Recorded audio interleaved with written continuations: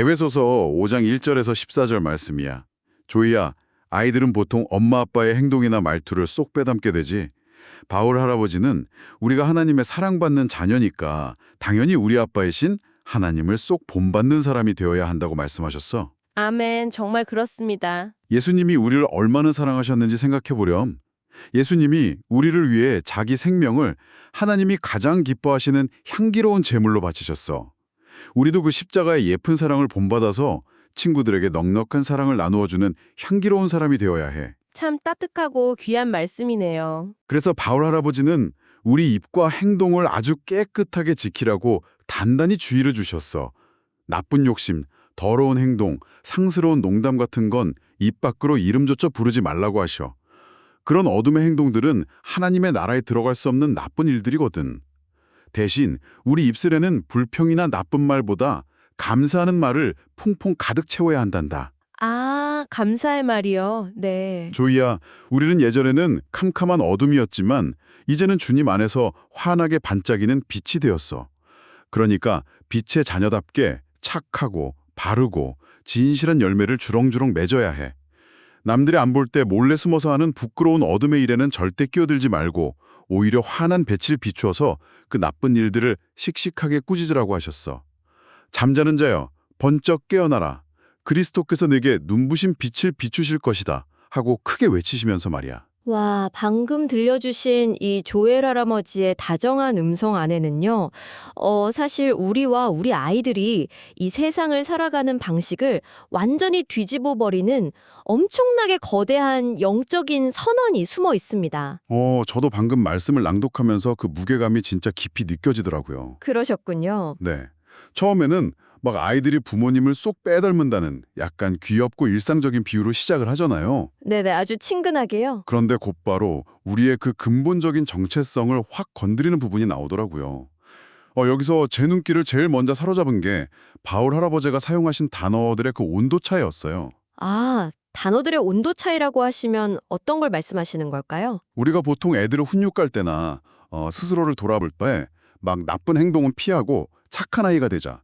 약간 이 정도로 말을 하잖아요. 그렇죠. 보통 착하다, 나쁘다 이렇게 표현하죠. 네.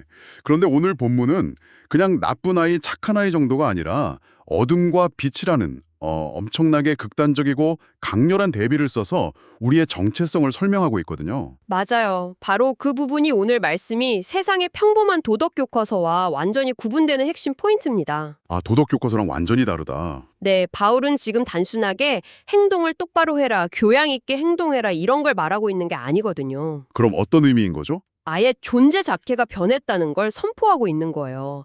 그러니까 본문 표현을 빌리자면 우리가 구원받기 전에는 그냥 어둠 속에 가만히 서 있는 어떤 사람이 아니었습니다. 어둠 속에 있는 사람이 아니었다고요? 네, 나쁜 말이나 이기적인 욕심, 누군가를 미워하는 그런 나쁜 마음들이 우리 몸에 그냥 먼지처럼 살짝 묻어있던 게 아니라요. 네네. 우리 존재 자체가 그냥 캄캄한 어둠 그 자체였던 상태라는 거죠. 아, 존재 자체가 어둠이었다. 맞습니다. 그런데 우리가 예수님을 만나면서 주님 안에서 환하게 반짝이는 빛으로 아예 전혀 다른 생명체처럼 새롭게 태어나게 된 겁니다. 와, 아예 다른 생명체로요.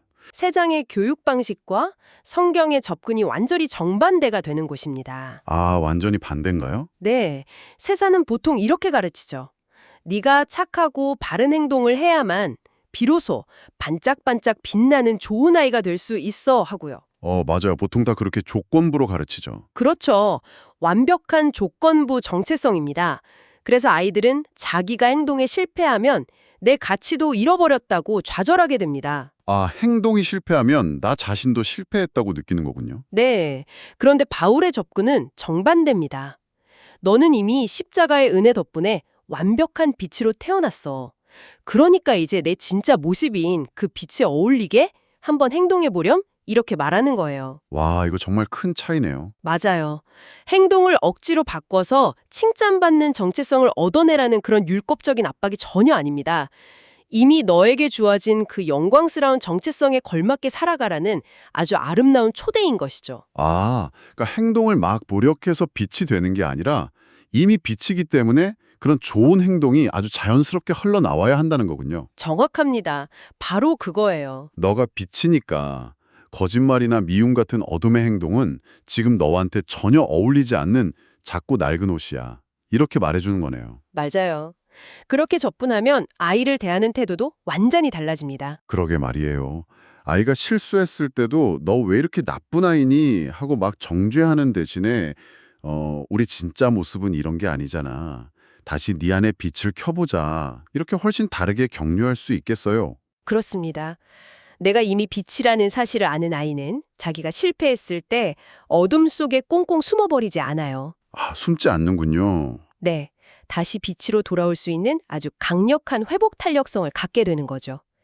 결국 정체성이 행동을 끌어내는 가장 강력한 동기가 되는 셈입니다. 정체성이 행동을 결정한다. 와, 이거 정말 큰 통찰입니다. 하지만 남들이 다 어둠 속에 숨어 있을 때 나 혼자서 불을 탁 켜는 건 사실 굉장히 큰 용기가 필요한 일이잖아요. 그럼요. 눈에 띄게 되니까요. 네, 눈에 띄고 어쩔 때는 손해를 볼 수도 있고 친구들한테 막 놀림을 받을 수도 있고요. 맞아요. 현실적인 두려움이죠. 여기서 오늘의 두 번째 깊은 이야기로 넘어가게 되는데요. 바울 할아버지가 바로 이런 희생을 설명하기 위해서 예수님의 십자가를 향기로운 제물이라고 표현하신 대목입니다. 네, 향기로운 제물. 아주 중요한 표현이죠. 사실 우리가 향기라고 하면 되게 예쁜 장미꽃 냄새나 기분 좋은 비싼 향수를 떠올리잖아요. 보통 다 그렇게 상상하죠.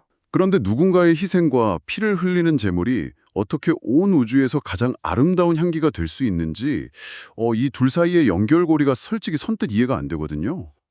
그 모순적인 아름다움을 이해하시려면 우리 구약 시대의 성막 제사로 한번 거슬러 올라가서 상상을 해보셔야 합니다. 구약의 제사요? 네, 제단 위에서 죄를 대신해서 양이나 소가 막 불에 타고 있습니다. 고기가 타면서 아주 짙은 연기가 하늘로 막 치솟아 오르죠. 네, 머릿속에 그려지네요. 그 시각적이고 후각적인 장면은 절대로 달콤하거나 로맨틱한 향수 냄새가 아닙니다. 생명이 피 흘리고 희생되는 아주 무겁고 슬픈 현장이죠. 솔직히 인간적으로 생각하면 그 고기 타는 냄새 자체를 하나님이 좋아하셨을 리는 없잖아요. 당연히 아닙니다. 하나님이 기뻐하신 것은 물리적인 그 연기 냄새가 아니에요. 그럼 어떤 걸 기뻐하신 걸까요? 그 연기 속에 담긴 본질입니다. 즉, 자신의 죄를 철저히 회개하고 자기가 가진 가장 귀한 것을 하나님께 기꺼이 내어드리는 그 순종과 자발적인 포기를 최고의 향기로 받으신 겁니다. 아, 순종과 자발적인 포기요? 네, 이 구약의 제사를 영원히 완벽하게 완성하신 분이 바로 예수님이십니다. 아멘. 나를 살리기 위해, 그리고 우리 아이들을 살리기 위해 온 우주의 창조주가 자신의 생명과 자존심을 십자가에서 기꺼이 다 포기하셨잖아요. 정말 상상할 수 없는 사랑이죠. 아버지 하나님이 보시기에 자기 전부를 그렇게 내어준 그 끝없는 사랑의 희생보다 더 아름답고 감동적인 향기는 아마 우주 어디에도 없었을 겁니다. 와, 십자가의 그 끔찍한 고통과 자발적인 포기가 하나님께는 우주 최고의 향수였다는 말씀이네요. 네, 바로 그겁니다. 이 설명을 듣고 나니까 우리 아이들의 아주 평범한 일상이 완전히 새롭게 보입니다. 어떤 장면이 떠오르셨나요? 예를 들면 7살짜리 아이가 자기가 제일 좋아하는 로봇 장난감을 동생한테 꾹 참고 양보할 때요. 아이 입장에서는 자기 자존심이 꺾이고 소유를 잃어버리는 일종의 작은 죽음을 경험하는 거잖아요. 와, 작은 죽음 너무 정확한 표현입니다. 아이들한테는 그게 전부니까요. 그쵸. 속상해서 입이 이만큼 삐죽 나오기도 하고요. 네네. 하지만 부모가 그 장면을 딱 지켜볼 때 그 삐죽거리는 입술과 억지로 양보하는 그 작은 손길은 세상의 어떤 꽃향기보다 진짜 더 경이롭고 뭉클한 향기거든요. 맞아요. 부모님들 다 공감하실 겁니다. 마치 좁은 고치 안에서 애벌레가 자기 몸을 막 부수고 나비로 탄생하는 그 힘든 과정을 지켜보는 것처럼요. 바로 그것이 오늘 본문이 우리 일상에 적용되는 아주 완벽한 비유입니다. 아, 정말요? 네. 우리 아이들이 학교에서 나를 놀린 친구에게 똑같이 욕을 막 해주고 싶은 강렬한 충동을 속으로 꾹 누를 때, 혹은 부모님인 우리가 직장에서 엄청 부당한 오해를 받고도 분노로 되갚아주지 않고 묵묵하게 용서와 선을 행할 때요. 네네. 영적인 세계에서는 그 순간 엄청난 일이 벌어지고 있는 겁니다. 어떤 일이 벌어지나요? 내 고집과 자존심을 십자가에 못 박는 그 작은 희생의 순간, 눈에 보이지 않는 하늘나라로 가장 짙고 아름다운 향기가 피어오르는 겁니다. 와, 하나님은 우리의 그 작고 약간 투박해 보이는 양보와 용서에서 십자가에 달리신 당신의 아들 예수님의 냄새를 정확하게 맡으시는 거예요. 와, 제가 억울함을 참고 선을 선택하는 그 진짜 짧은 찰나에 하나님이 예수님의 향기를 맡고 크게 미소 지으신다니, 이 사실 하나만으로도 우리가 어둠의 방식을 거부하고 굳이 손해를 보면서까지 빛을 선택해야 할 이유가 충분해지는 것 같아요. 맞습니다. 그보다 더 큰 보상은 없으니까요. 그래서 바울 할아버지가 우리 입술에 더러운 말이나 찌푸린 빌평 대신 감사의 말을 채우라고 그렇게 단호하게 말씀하셨나 봐요. 네, 감사는 억지로라도 선택해야 하는 거니까요. 네, 내 상황이 지금 당장 불평할 수밖에 없는 짜증나는 상황인데도 내 부정적인 감정을 꺾고 억지로라도 감사를 선택해서 올려드리는 것. 그것이야말로 십자가의 희생에 담긴 최고의 향기로운 제물이 되는 거네요. 완벽하게 이해하셨네요. 그토록 귀한 향기를 품은 우리가 이제 세상 속에서 어떻게 마귀의 유혹을 이겨내야 하는지 우리 조엘 할아버지의 마지막 이야기에 좀 주목해 볼 필요가 있습니다. 아, 어떤 부분이 가장 중요할까요? 영혼이 쿨쿨 잠자는 어둠의 모습이라는 아주 흥미로운 비유가 등장하잖아요. 네, 맞아요. 조이 같은 어린아이들 눈높이에 맞춰서 쿨쿨 잠잔다, 퐁퐁 솟아난다, 이렇게 되게 귀엽게 표현하셨죠. 네네. 그런데 저는 어른이자 부모의 관점에서 이 잠잔다라는 비유를 곰곰이 곱씹어 보니까 와, 이건 굉장히 무섭고 소름 돋는 통찰이더라고요. 아, 어떤 점에서 소름이 돋으셨을까요? 심리학이나 어른들 세계에서는 이걸 보통 인지부조화 혹은 양심의 마비라고 부르잖아요. 아, 양심의 마비요. 네, 정확하네요. 주변 사람들이 다 남의 뒷담화를 하거나 꼼수를 막 쓸 때 처음에는 내 마음이 되게 불편하다가도 계속 그 무리에 있다 보면 뭐 남들 다 하는 건데 어때? 하면서 스스로의 영혼을 마취시키게 되잖아요. 그렇죠. 합리화하게 되죠. 네, 그렇게 서서히 어둠에 완벽하게 동화되어가는 그 끔찍한 과정, 그걸 잠잔다고 표현한 것 같아서 무서웠어요. 인간의 심리와 영적 현실을 아주 예리하게 짚어내셨습니다. 우리가 흔히 영적 전투라고 하면 막 머리에 뿔 달린 무서운 괴물과의 싸움을 생각하잖아요. 그쵸, 영화에 나오는 그런 거요. 하지만 현실에서 마귀는 전혀 무서운 모습으로 우리한테 오지 않습니다. 오히려 학교 쉬는 시간에 친구들이 빵 터뜨리는 그 낄낄거리는 웃음소리, 유튜브에서 유행하는 아주 묘하게 선을 넘는 상스러운 농담들. 아, 맞아요. 진짜 일상적이네요. 네. 그리고 아무도 안 볼 때 아주 스릴 있게 즐기는 짜릿한 장난. 이런 형태의 옷을 입고 다가오죠. 애들 입장에서는 진짜 유혹이 크겠어요. 그럼요. 아이들 입장에서는 그 무리에 끼지 않으면 당장 왕따가 될 것 같고 그런 상스러운 유행어를 안 쓰면 혼자 바보 취급받을 것 같은 엄청난 또래 압박을 받거든요. 맞아요. 우리 아이들에게 단순히 그냥 무조건 꾹 참아. 친구들이 나쁜 말 써도 너는 절대 쓰지 마. 이렇게 규칙만 강요하는 건 그 거대한 압박감 앞에서는 너무 약한 무기인 것 같아요. 네, 그걸로는 부족하죠. 그러면 어떻게 해야 우리 아이들이 그리고 또 우리 자신이 이 달콤한 마취제에 취해서 잠들지 않고 당당하게 탁 깨어 있을 수 있을까요? 여기서 우리는 제일 처음에 나누었던 그 깜깜한 방과 스위치의 비유로 다시 돌아가야 합니다. 아, 스위치 켜는 거요? 네, 바울은 잠자는 자여 번쩍 깨어나라. 그리스도께서 내게 눈부신 빛을 비추실 것이다 라고 외칩니다. 이 선언은 어둠과 힘들게 땀 흘리며 주먹 다짐을 하라는 뜻이 전혀 아니에요. 그럼 무슨 뜻인가요? 빛의 열매인 착함, 의로움, 진실함. 이것을 그저 내 일상에서 행동해버리는 것. 그것 자체가 바로 방의 스위치를 켜는 행위라는 겁니다.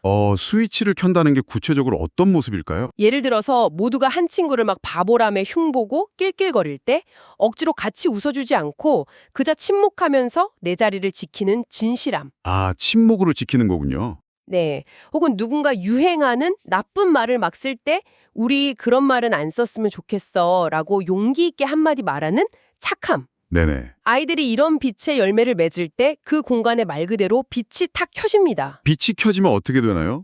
빛이 켜지면 그들이 그저 재미있는 장난이라고 포장했던 일들이 사실은 누군가를 깊이 상처 입히는 끔찍하고 부끄러운 어둠의 일이라는 사실이 적나라하게 폭로가 됩니다. 와, 모든 게 다 드러나네요. 네, 마귀의 달콤한 속임수가 순식간에 발가벗겨지고 힘을 다 잃게 되는 것이죠. 아, 어둠과 싸우면서 막 끙끙대는 게 아니라 그냥 스위치를 켜서 어둠이 스스로 도망가게 만드는 거군요. 맞습니다. 아주 쉽고 강력한 방법이죠. 당장 우리 애들한테 너희는 어둠을 피해서 벌벌 떨며 도망다니는 연약한 존재가 아니란다. 방에 들어가서 스위치만 탁 켜면 모든 무서운 그림자를 박살낼 수 있는 세상에서 가장 눈부시고 강력한 빛이야. 이렇게 꼭 가르쳐줘야겠습니다. 네, 수동적으로 그냥 유혹을 참아내는 게 아니에요. 어둠을 몰아내는 빛의 주도권을 내가 쥐고 있다는 이 영적인 자신감을 회복하는 것, 이것이 오늘 말씀이 주는 진정한 목적입니다. 오늘 조엘 할아버지와 조이의 대화를 통해서 억지로 착한 아이가 되려는 그런 도덕적인 몸부림이 아니라 우리가 이미 빛이라는 아주 영광스러운 정체성에서 출발해야 한다는 걸 배웠습니다. 네, 가장 중요한 포인트죠.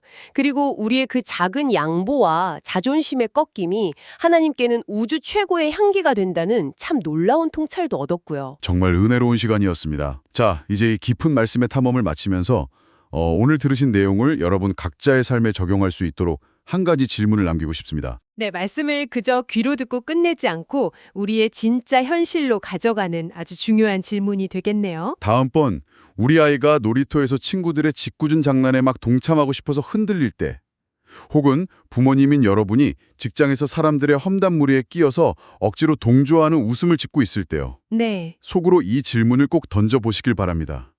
나는 지금 남들에게 미움받을까 봐 두려워서 내 안에 있는 이 환하고 아름다운 빛의 스위치를 스스로 꺼버리고 나한테 어울리지도 않는 어둠인 척 연기를 하고 있는 것은 아닌가? 나 자체가 온 우주를 밝히는 눈부신 빛이라는 사실을 진정으로 깨닫는다면 굳이 맞지도 않고 답답한 그 어둠의 옷을 억지로 껴입으려고 애쓸 필요가 없다는 것을 분명히 깨닫게 되실 겁니다. 자, 그럼 이제 결단의 시간입니다. 우리 친구들과 부모님 여러분, 여러분은 오늘 무엇을 결심했나요?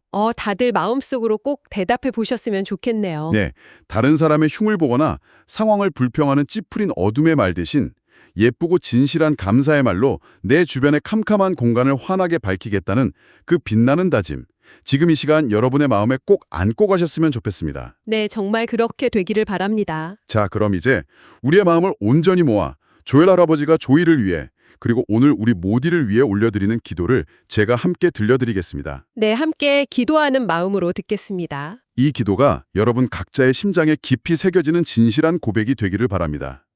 우리의 눈부신 빛이 되시는 하나님 아버지, 저를 캄캄한 어둠에서 건져내어 환하게 빛나는 빛의 자녀로 삼아주셔서 정말 감사합니다. 예수님이 십자가에서 향기로운 제물이 되신 것처럼 저도 하나님을 쏙 본받아 이웃을 사랑하는 향기로운 아이로 자라게 해주세요. 아멘! 우리 조이가 친구들이 나쁜 말을 쓰거나 장난을 칠 때 같이 휩쓸리지 않고 오직 착함과 바름, 진실함의 빛을 뿜어내는 용기 있는 아이가 되게 도와주세요. 조이의 입술에 불평과 나쁜 말은 사라지고 오직 하나님을 기쁘시게 하는 예쁜 감사의 말만 퐁퐁 솟아나게 해주세요. 매일매일 영적인 잠에서 깨어나 빛으로 씩씩하게 걸어가게 해주세요. 저를 빛으로 부르신 예수님의 이름으로 기도합니다. 아멘. 아멘! 우리 조이, 오늘은 캄캄한 방을 환하게 비추는 전등처럼 만나는 친구들에게 가장 예쁘고 착한 미소를 비춰주는 반짝반짝 빛나는 하루를 보내렴. 바울 할아버지가 우리에게 지혜롭게 행동하고 성령님으로 꽉꽉 채우라고 말씀하시는 에베소서 5장의 다음 이야기도 할아버지가 이어서 재미있게 들려줄까?